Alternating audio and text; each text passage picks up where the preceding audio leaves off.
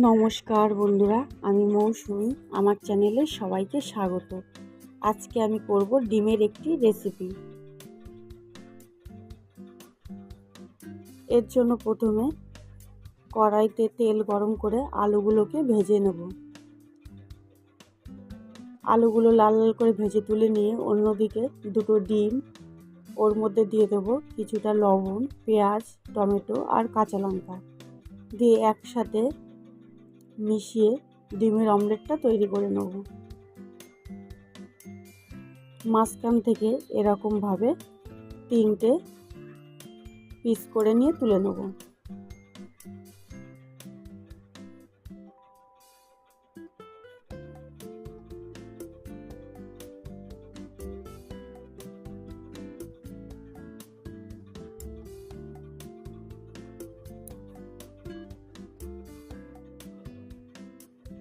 এরপর কড়াইতে তেল গরম করে দিয়ে দেবো পেঁয়াজ কুচি। পেঁয়াজটা লাল লাল করে ভাজা হয়ে গেলে ওর মধ্যে দিয়ে দেবো আদা, জিরে আর কাঁচা লঙ্কা বাটা।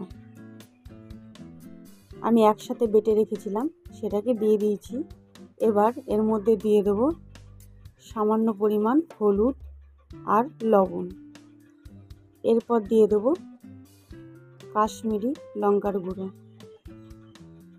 দিয়ে মশলাটাকে একটুখানি জল দিয়ে ভালো করে কষিয়ে নেব।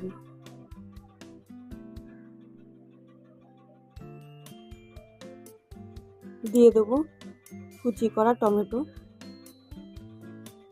এরপর এর মধ্যে দিয়ে দেবো ভেজে রাখা আলু।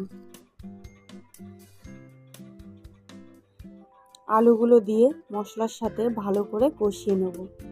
এরপর দিয়ে দেবো পরিমাণ মতো জল। কিছুক্ষণ ঢাকা দিয়ে দেবো।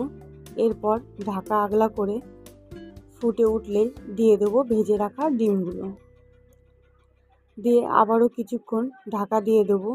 এরপর ফুটে উঠলে গ্রেভি গাঢ় হলে তৈরি আমাদের ডিমের অমলেটের তরকারি। আমার রেসিপিটি যদি ভালো লেগে থাকে শেয়ার করুন ও সাবস্ক্রাইব করুন।